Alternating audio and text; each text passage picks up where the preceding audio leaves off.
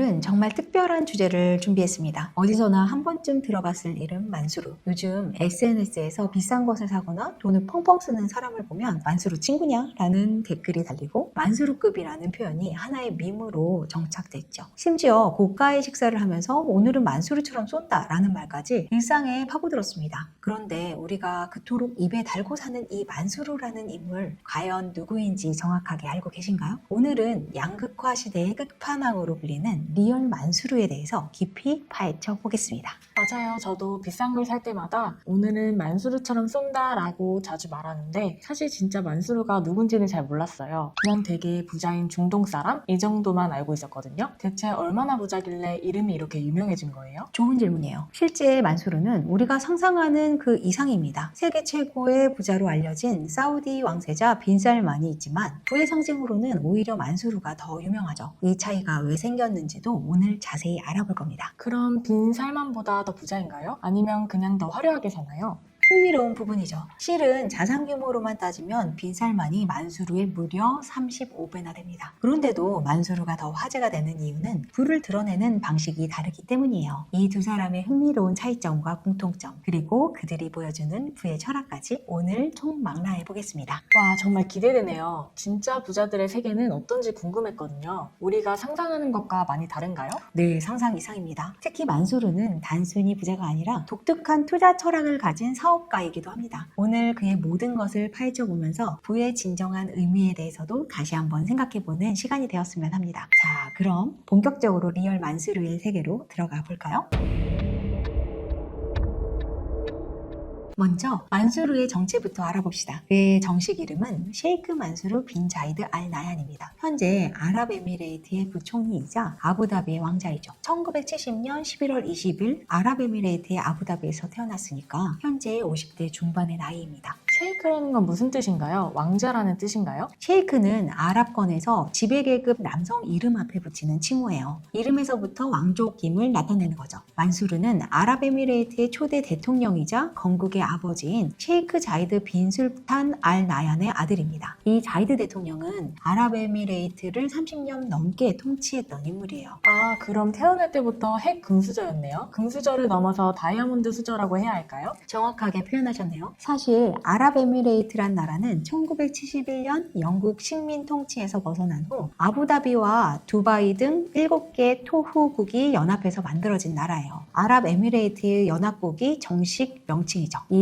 7개 토후국은 각기 다른 왕이 통치하는데 그중 가장 세력이 강한 나라의 왕이 아랍에미레이트의 전체 대통령을 맡게 됩니다. 그럼 그 가장 센 나라가 아부다비인가요? 네, 맞아요. 아부다비가 가장 강한 나라였고 만수르의 알 나얀 가문은 1700년대부터 아부다비를 통치해온 명문가죠. 이 가문의 힘이 얼마나 센지 대통령 자리를 30년 넘게 지켰다니까요. 게다가 이 가문은 엄청난 석유 매장량으로 인해서 막대한 부를 이뤘습니다. 아부다비는 전 세계에서 6번째로 많은 석유 매장량을 보유하고 있거든요. 그럼 석유가 많아서 부자가 된 거군요. 오일머니라는 말이 딱 맞네요. 맞아요. 아랍에미레이트가 부국이 된 결정적인 이유는 석유, 즉 오일머니 덕분이죠. 특히 아부다비는 아랍에미레이트의 전체 석유의 약 90%를 보유하고 있어요. 이 석유의 수익은 모두 왕족의 소유가 됩니다. 형제나 친척도 많을 것 같은데 어떻게 만수르가 특별해질 수 있었나요? 재미있는 부분인데요. 만수르의 아버지 자이드 대통령은 아내가 6명이었고 자녀가 무려 33명이었습니다. 그중 5번째 아내의 아들이 만수르였어요. 다른 형제들도 모두 왕자이거나 공주이니 경쟁이 얼마나 치열했을지 상상이 되시죠?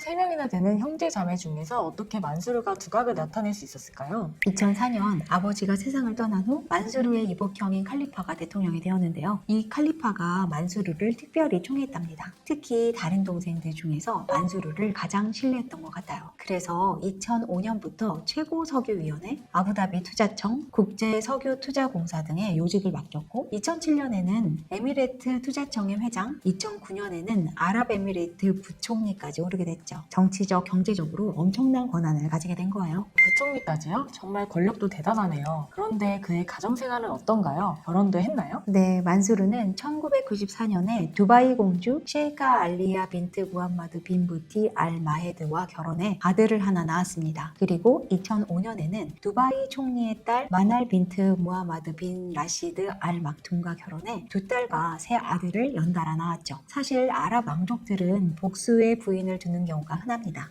아내가 2명이네요. 그런데 아내들의 사진을 본 적이 없는 것 같아요. 맞아요. 사실 만수르의 진짜 아내들의 사진은 찾기가 무척 어렵습니다. 아랍 왕족들은 성인이 된 여성의 얼굴을 공개하지 않는 경우가 많거든요. 가끔 만수르의 둘째 부인 사진이라면서 인터넷에 돌아다니는 사진들이 있지만 그것은 대부분 다른 여성의 사진입니다. 실제 부인의 모습은 철저히 보호되고 있죠. 그럼 현재 만수르의 자산은 얼마나 되나요? 정확히 알 수 있을까요? 만수르의 개인 재산은 약 34조 원 정도로 추정됩니다. 그의 집안인 아부다비 왕가의 전체 재산은 무려 1000조 원에 육박한다고 하는데요. 다만 개인의 재산과 왕가의 재산을 명확하게 구분하기 어려워서 세계 억만장자 순위에는 이름을 올리지 못하고 있어요. 빈살만도 마찬가지로 개인과 왕가의 재산을 구분하기 어렵다는 이유로 순위에 빠져 있죠. 그래도 34조면은 어마어마한 돈이네요. 우리나라 재벌 총수들보다 훨씬 많을 것 같은데요? 맞습니다. 한국의 최고 부자인 이재용 삼성전자 회장의 개인 자산이 약 7조 정도로 알려져 있는데 만수르는 그의 약 5배 정도 되는 자산을 보유하고 있는 셈이죠. 하지만 앞에서 말했듯이 빈살만의 자산은 이보다 훨씬 더 많습니다. 이제 만수르가 이 막대한 부를 어떻게 사용하고 있는지 살펴볼까요? 만수르는 세계 유일의 7성급 호텔인 에미레트 팰리스를 소유하고 있어요. 이 호텔은 아부다비에 위치해 있으며 황금과 대리석으로 화려하게 장식된 초호화 숙박시설로 유명하죠.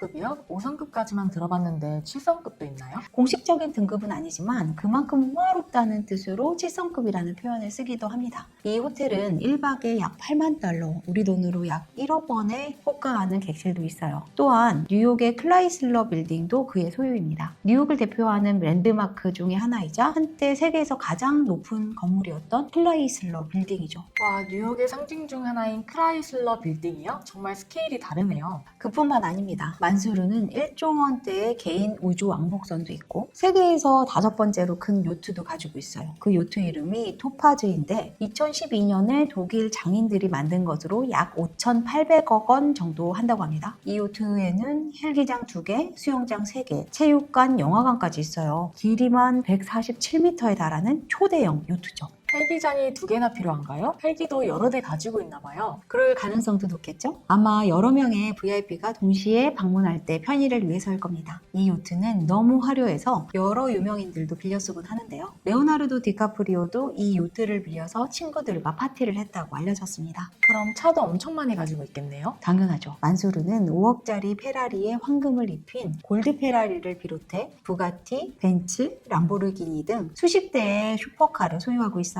그의 차 컬렉션의 가치는 약 5천억 원에 달한다고 합니다. 대부분의 차들이 한정판이거나 특별히 제작된 모델들이라서 가치가 더 높죠. 그런 슈퍼카들을 다 어디에 보관하나요? 만수르는 아부다비에 자신만의 자동차 박물관을 갖고 있다고 합니다. 최첨단 보안 시스템과 온도 조절 장치가 갖춰진 초대형 차고인 셈이죠. 하지만 만수르 하면 빼놓을 수 없는 것이 있습니다. 바로 맨체스터 시티 FC죠. 축구팀이요? 요즘 엄청 잘 나가는 팀이죠? 네, 맞습니다. 2008년 9월 만수르는 아부다비 통합투자청을 통해서 약 2천억 원을 들여서 맨체스터 시티를 인수했습니다. 당시 맨시티는 중하위권 팀에 불과했어요. 사실 만수르는 원래 아스날이나 리버풀 같은 더 유명한 구단을 사고 싶어 했는데 번번이 구단의 팬들의 반대나 가격 흥정에 실패하고 결국 맨시티를 선택했다고 합니다. 그랬군요. 근데 지금은 최고의 팀이 됐네요. 맞습니다. 맨시티를 인수한 후 만수르가 첫 번째로 한 일은 7,300억 원에 달하는 맨시티의 부채를 일시불로 갚아버린 겁니다. 그리고 1조 원이 넘는 돈을 들여서 아구에로, 다비드 실바, 야야 투레 같은 최고의 선수들을 영입했죠. 더 놀라운 건 선수들의 컨디션을 위해서 2,400억 원을 들여서 전 좌석이 퍼스트 클래스인 전용기를 구입해줬고 선수단 전원에게 펜트하우스를 제공했으며 제규어와 파트너십을 통해서 매년 신규 모델 차량까지 지원했다는 겁니다. 엄청난 투자네요. 그 결과 성적은 어땠나요? 만수르 만수르가 맨시티를 인수한 후 10년 동안 투자한 돈만 2조 1천억 원이 넘는다고 합니다. 그 결과 맨시티는 2011년에 35년 만에 FA컵 우승을 차지했고 2011-12 시즌에는 프리미어리그 우승까지 거머졌죠. 현재까지 따낸 트로피만 16개에 달합니다. 2022-23 시즌에는 프리미어리그, FA컵, 챔피언스 리그를 모두 우승하는 트래블까지 달성했어요. 이제는 명실상부 세계 최고의 축구 클럽으로 자리매김했습니다. 와, 투자 대비 성과가 정말 좋네요. 그런데 만수르는 경기장에 자주 가나요? 재미있는 점은 만수르가 맨시티를 인수한 이후 경기장에 직접 와서 경기를 본 것은 딱 한 번뿐이라고 합니다. 하지만 거의 모든 경기를 라이브로 꼬박꼬박 챙겨본다고 하네요. 최근에는 맨시티가 사상 첫 챔피언스 리그 결승전에 진출했을 때 만수르가 팬 수천 명의 경기장 티켓과 항공료 등 여행 경비 전액을 지원해주기도 했대요. 이 소식이 전해지자 만수르의 품격이라면서 축구 팬들 사이에서 화제가 되기도 했죠. 이번에는 또 다른 중동의 거부 사우디아라비아의 왕세자 무함마드 빈 살만에 대해서 알아보겠습니다. 앞서 말씀드린 것처럼 빈 살만의 자산 규모는 만수르의 약 35배에 달하는데요. 35배요? 정확히 얼마나 되는 거예요?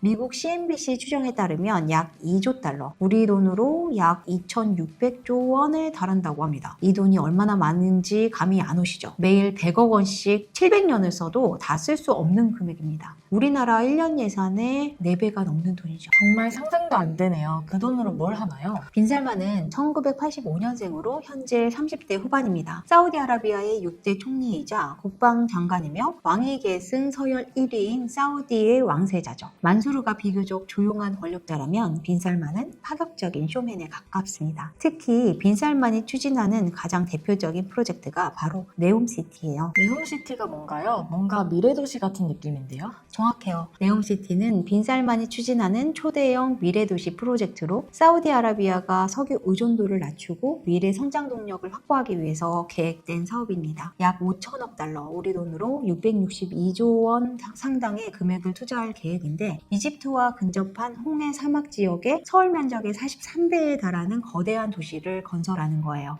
어마어마하네요. 그 도시에 뭐가 특별한가요?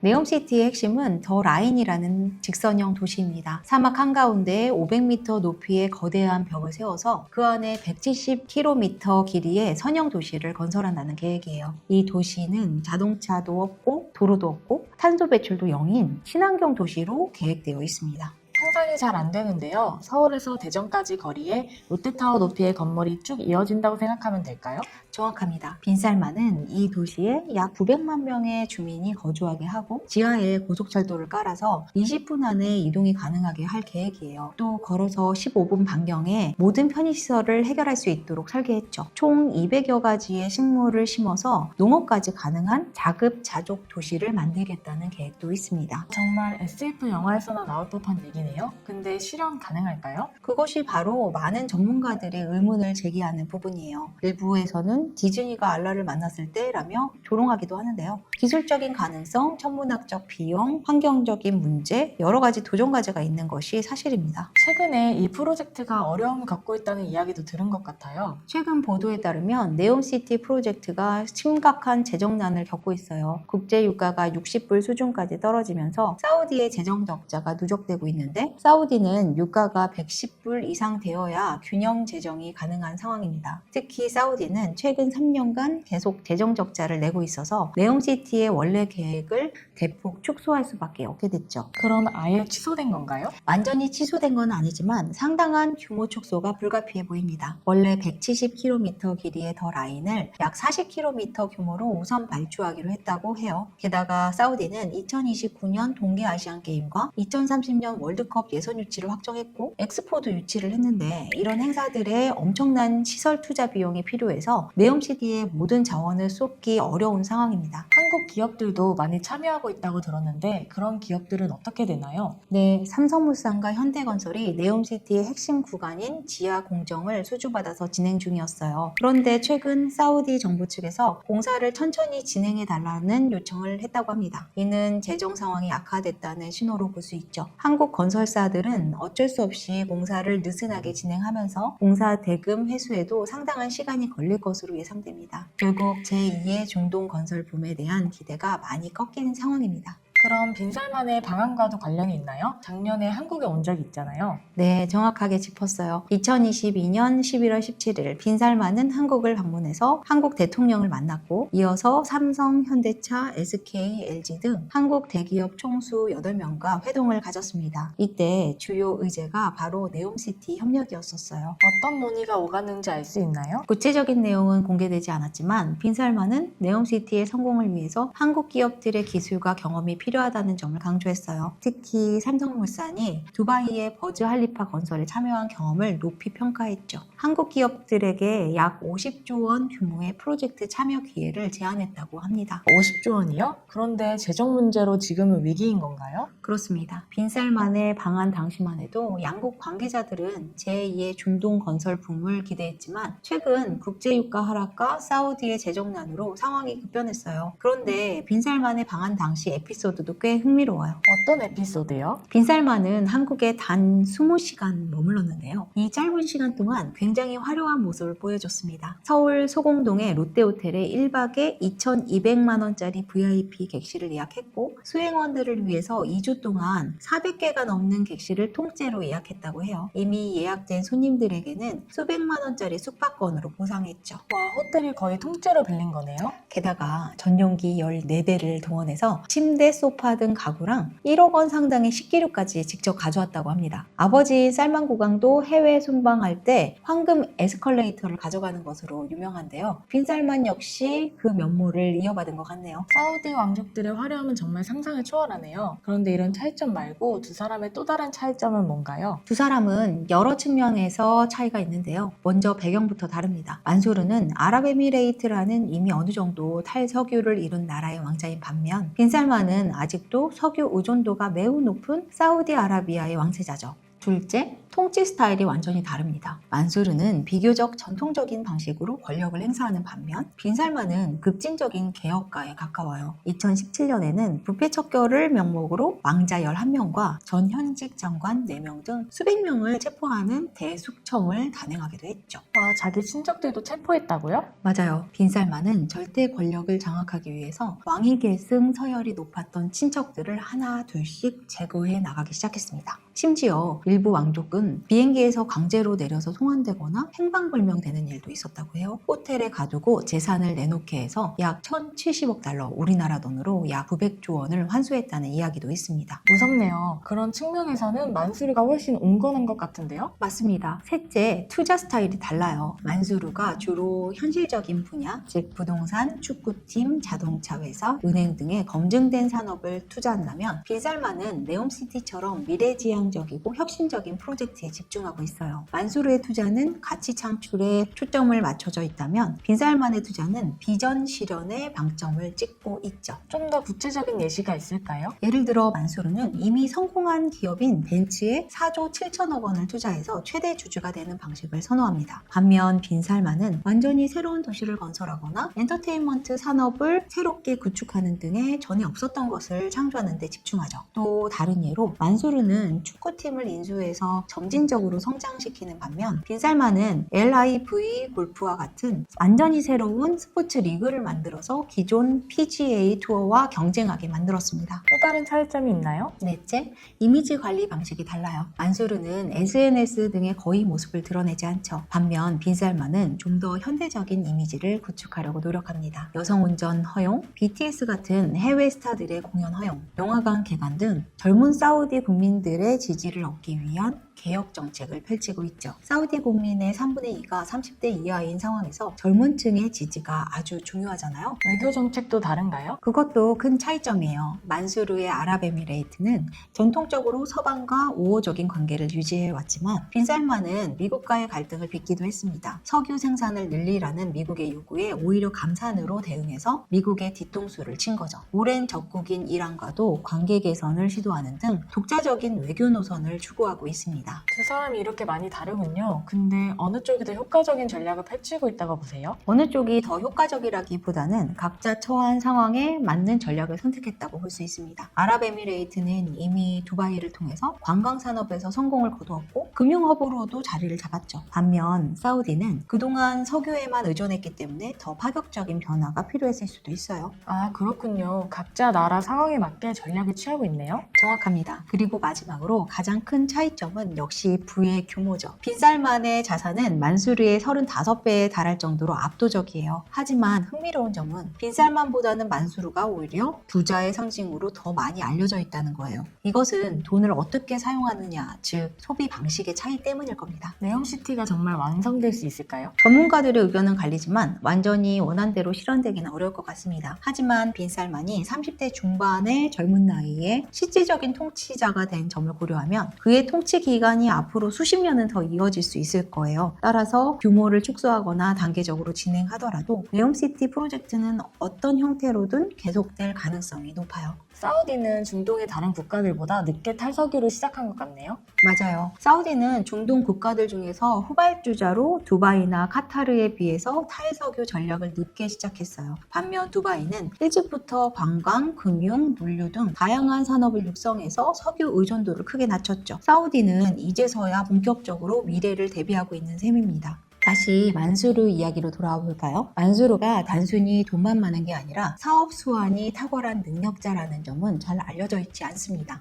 진짜요? 그냥 왕자라서 돈 많이 쓰는 줄 알았어요. 다른 아랍 왕족들이 생각 없이 돈을 쓰거나 잘못된 투자를 하는 경우가 많은 반면 만수르는 제대로 된 투자 마인드를 가지고 있다고 합니다. 맨시티를 예를 들면 2천억 원에 인수했던 구단의 가치는 현재 약 3조 원으로 껑충 뛰어올랐어요. 15배가 넘는 가치가 상승한 거죠. 와, 엄청난 투자 수익률이네요. 맞아요. 2010년에는 시티풋볼 그룹이라는 회사를 설립해서 전 세계 축구 산업에 대한 투자를 확대했습니다. 현재 이 그룹은 맨시티뿐 아니라 미국 프로축구의 뉴욕시티 FC, 스페인 프리메라 리가의 지로나 FC 등 전 세계 총 11개의 축구 구단에 투자하고 있어요. 그럼 만수르의 투자 철학은 뭐라고 볼 수 있을까요? 만수르의 투자 철학은 가치 창출과 장기적인 비전에 집중되어 있습니다. 단기적인 수익보다는 장기적으로 가치를 높일 수 있는 곳에 투자하는 경향이 있죠. 맨시티의 경우 구단 인수 후에 지금까지 2조 원이 넘는 돈을 투자했지만 그는 지금까지 투자한 것은 절반에 불과하다라고 말한 적이 있어요. 만수르가 이렇게 성공적인 투자자로 성장하게 된 배경이 궁금해요. 만수르는 산타바바라 커뮤니티 대학과 아랍에미레이트 대학에서 국제학을 전공했습니다. 학창 시절부터 경영과 투자에 관심이 많았다고 해요. 또한 아버지 자이드 대통령이 생전에 아들들에게 부의 책임감과 장기적인 안목의 중요성을 강조했다고 합니다. 자신만의 특별한 투자 원칙이 있을까요? 만수르는 저가에 매입해서 고가에 매각한다는 단순한 원칙을 가지고 있지만 중요한 것은 그 가치를 어떻게 높이느냐에 있다고 합니다. 그가 투자한 기업이나 축구단은 단순히 돈을 쏟아붓는 것이 아니라 체계적인 시스템과 철학을 구축해서 장기적으로 성장할 수 있는 토대를 마련했어요. 맨시티가 대표적인 예죠. 처음에는 스타 선수 영입에 많은 돈을 썼지만 이후에는 청소년 아카데미, 훈련시설, 데이터 분석팀 등 인프라 구축에 투자해서 지속 가능한 성공 모델을 만들었습니다. 이제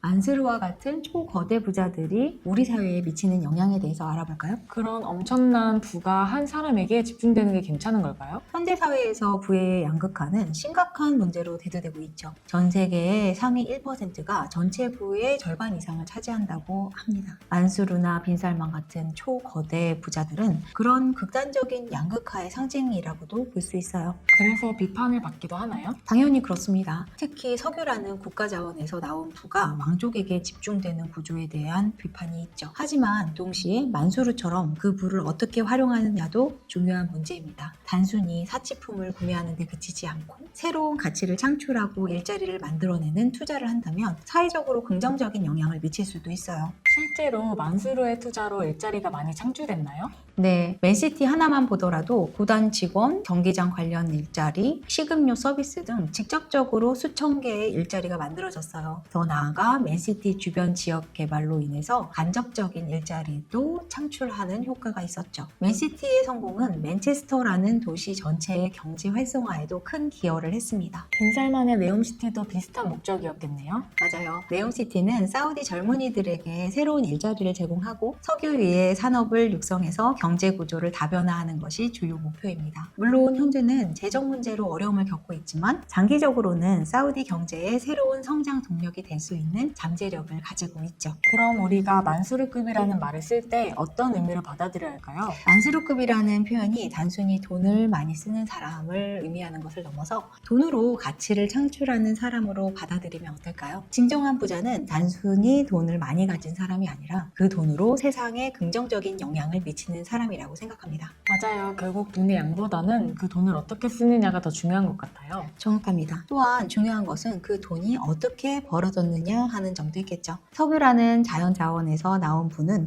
어떤 면에서는 운이라고 볼 수 있겠지만 그것을 어떻게 활용하고 미래를 대비하느냐는 선택의 문제입니다. 만수르와 빈살만은 각자 방식으로 미래를 준비하고 있는 셈이죠. 오늘 우리는 리얼 만수르가 누구인지, 어떤 삶을 살고 있는지, 그리고 빈살만과는 어떤 차이가 있는지를 알아봤습니다. 만수르급이라는 말이 유행하는 이유는 분명히 그의 엄청난 부와 화려한 소비 때문이겠죠. 하지만 만수르의 진정한 가치는 단순히 돈을 많이 쓰는 데 있지 않습니다. 그럼 어디에 있다고 생각하세요? 돈을 어떻게 사용하느냐, 그리고 그 돈으로 어떤 가치를 창출하느냐에 있다고 봅니다. 만수르는 아랍에미레이트가 석유에만 의존하는 경제 구조에서 벗어나기 위해서 다양한 사업 다각화를 추진하고 있어요. 이것은 중동 전체의 탈석유 전략과도 맞닿아 있죠. 그래서 빈살만도 네옴시티 같은 대형 프로젝트를 추진하는 건가요? 정확합니다. 두바이가 관광과 금융을 중심으로 탈석유 전략을 성공적으로 이행한 것처럼 사우디도 빈살만의 리더십 하에 변화를 시도하고 있어요. 석유는 언젠가 고갈될 자원이잖아요. 결국 진정한 부자는 소리내지 않는다는 말이 맞는 것 같아요. 만수르는 화려한 소비를 하지만 동시에 장기적 가치를 창출하는 투자도 하고 있으니까요. 좋은 지적이에요. 만수르급이라는 말을 우리가 다시 정의해 본다면 단순히 돈을 많이 쓰는 사람이 아니라 돈으로 가치를 창출하고 비전을 실현하는 사람을 의미해야 하지 않을까요? 맨시티를 통해 축구 팬들에게 기쁨을 주고 베르나르트 실바와 같은 세계적인 선수들에게 꿈을 펼칠 수 있는 무대를 제공했으니까요. 맞아요. 오늘 영상을 보시는 분들도 단순히 부의 규모에 놀라기보다는 그 부가 어떻게 활용되는지에 주목해 주셨으면 좋겠어요. 네, 양극화 시대에 우리는 종종 부자들에 대한 이야기를 듣게 됩니다. 그들이 얼마나 많은 돈을 가졌는지, 어떤 사치품을 구매했는지 등의 소식이 화제가 되죠. 하지만 더 중요한 것은 그 부가 사회에 어떤 영향을 미치는지, 어떤 가치를 창출하는지가 아닐까요? 정말 동감해요. 그런 관점에서 보면 만수르는 단순한 소비자가 아니라 투자자로서의 면모가 더 중요해 보여요. 그리고 한 가지 더 생각해 볼 점은 이런 초거대 부자들이 등장하는 것은 어쩌면 우리 시대의 불평등과 양극화를 보여주는 증거일 수도 있다는 겁니다. 한 사람이 34조 원의 자산을 가지고 있다는 것, 그리고 다른 사람은 그보다 35배나 더 많은 돈을 가지고 있다는 것이 과연 정상인 세상일까요? 그건 정말 생각해 볼 문제네요. 그런데 한편으로는 그 돈으로 좋은 일을 한다면 괜찮은 것 아닐까요? 물론 그렇습니다. 오늘 만수르와 빈살만의 이야기를 통해 우리는 부가 단순한 숫자가 아니라 어떻게 사용하느냐에 따라서 그 의미가 달라질 수 있다는 점을 배웠습니다. 또한 중동의 석유 부국들이 어떻게 탈석유 시대를 준비하고 있는지도 볼 수 있었습니다. 오늘 영상은 여기까지고요. 우리는 다음에 더 힙한 트렌드 인사이트로 찾아올게요. 안녕.